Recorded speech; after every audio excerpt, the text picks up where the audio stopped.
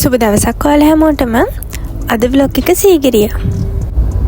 ඔයාලා අපි හැමෝම දන්න විදිහට සීගිරිය කියලා කියන්නේ ශ්‍රී ලංකාවේ මධ්‍යම පළාතේ දඹුල්ල නගරයට ආසන්නයේ මාතලේ දිස්ත්‍රික්කයේ කිඹිස්ස ප්‍රදේශයේ පිහිටි පර්වතයක්.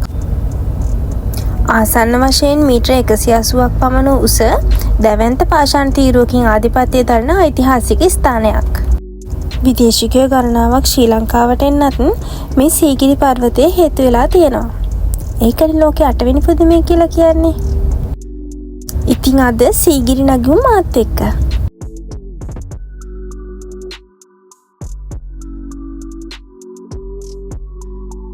මහා පව්ව පාමුල අතිශය දැවැන්ත සිංහ රාජයෙක්ගේ ප්‍රතිමාවක් නිර්මාණය වෙලා තිබුණ නිසා තමයි මෙම පර්වතයට සිංහගිරිය කියලා නම වැටුනේ. හැබැයි දැනට මේ සිංහයාගේ බාහු යුගලය පමණයි ශේෂ වෙලා තියෙන්නේ.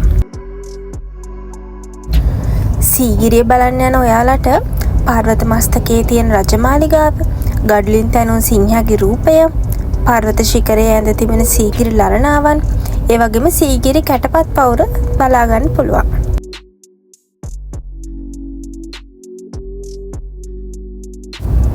කතාවෙන් අපි දැන් සීගිරිය උඩටම ඇවිල්ලා තියෙන්නේ. මේ තමයි සීගිරි කාශ්‍යප රජතුමාගේ රජමාලිගාව. ඉතින් මේ තියෙන්නේ රජමාලිගාවේ දැනට ශේෂ වෙලා තියෙන නටබුන්.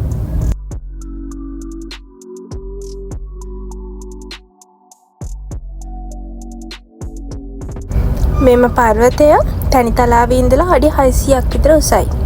ඒ වගේම දිගින් කිලෝමීටර් 3ක් සහ පළලින් කිලෝමීටරයක් විතර වෙනවා. සීගිරිය මුදුනේ විශාලත්වය අක්කර 3ක් විතර වෙනවා. ඒ වගේම ගල් සහ ගඩොල් වලින් තමයි මේ මාලිගය නිර්මාණය වෙලා තියෙන්නේ. ක්‍රිස්තු වර්ෂ 5 වෙනි සියවසේ කාශ්‍යප රජතුමා මේ මාලිගාව හදනකොට රාවණ රජතුමාගේ මාලිගාවේ නටබුන් හම්බුණා කියලාත් කතාවක් තියෙනවා. මේ භූමිය මාලිගාවකින් වගේම බලකොටුවකින් යුක්තයි.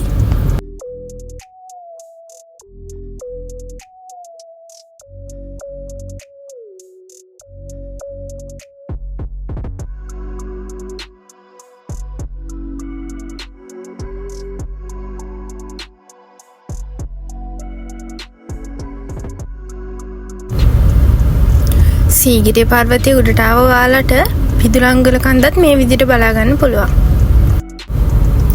හරි දැන් අපි පහළට යමු.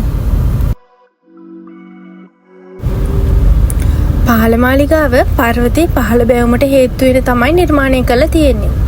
දියාංගල් තාප්ප උද්‍යාන පර්වත පාමුල ඉඳලා මීටර 100 ගණනක් දුරට විහිදෙනවා. විශේෂම දේ මට සීගිරි පිටිසුතුවම් බලන්න බැරි වුණා.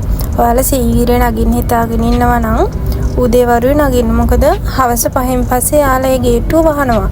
ඉතින් සීගිරි පිටිසුතුවම්වත් සීගිරි කැටපවුරවත් මට බලා ගන්න බැරි වුණා.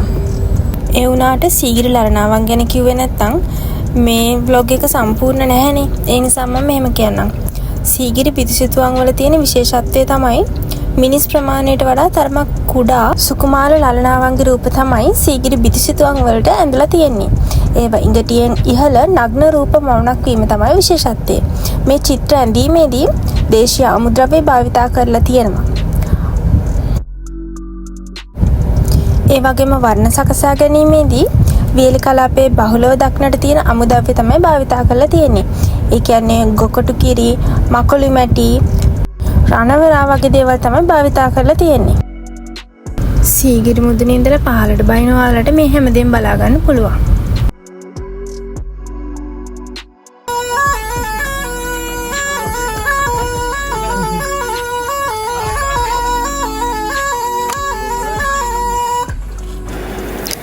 ඉතින් අද vlog එක මෙතනින් ඉවරයි.